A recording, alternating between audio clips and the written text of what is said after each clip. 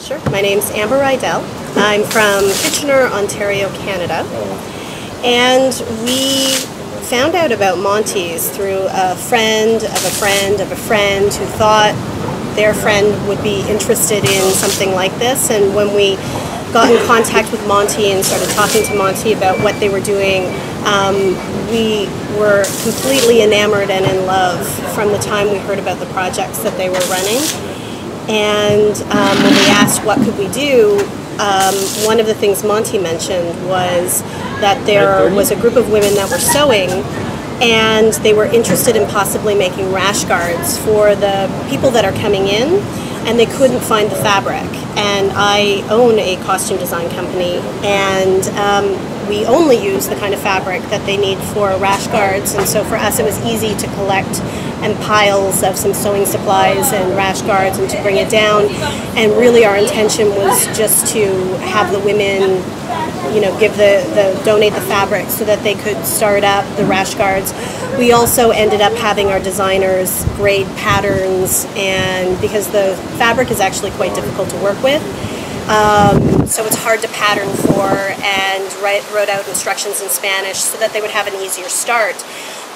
Once we got down here and met some of the women that were sewing, we realized that the machines they were working on weren't conducive to sewing that kind of fabric quite yet.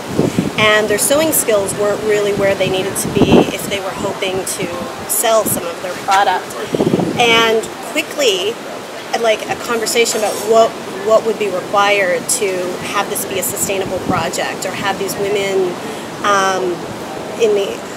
be able to create these rash guards and ultimately be able to sew and have their own disposable income, have their own control over their own money. What would that take? And it just organically arose in a conversation with a few of the women leaders, with Jerry and with Monty, and quite quickly we threw together an idea of creating a self-sustaining project, of setting up the infrastructure and buying the machines and loaning the machines for the women to learn how to sew on, and hiring a teacher for a year that could actually coordinate the program and really get it up and running. And so the idea has taken a few forms, and the first group of women are going to start training. We've just found the machines, which was actually a bit of a difficult feat, and it was important for us to buy them here in Nicaragua so that we could find someone that could assist the women in fixing the machines, they could find parts for the machines, and to contribute to the local economy. So they found the machines, and the first 6 women are going to begin to be trained. And the agreement is at the end of it, 2 of those women are going to go to another part of the Chinandega community at the dump and train another group of women. And then from that group of women, 2 of those women are going to come to Jiquilillo and train a group of women here, so that it just keeps moving forward and keeps moving forward. And the machines that were purchased can easily be transported from one place to another. What we loved about the project was that there was a focus on it being self-sustaining, and that it was a focus on empowering the women in their independence and financially, so that they could make some different choices in life and not necessarily have to be dependent on finding being in a relationship or being stuck in a relationship that's not working.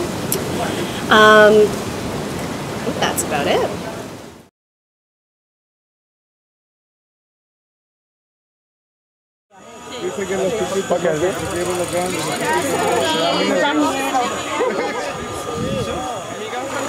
¿Camisa hace? Como 30.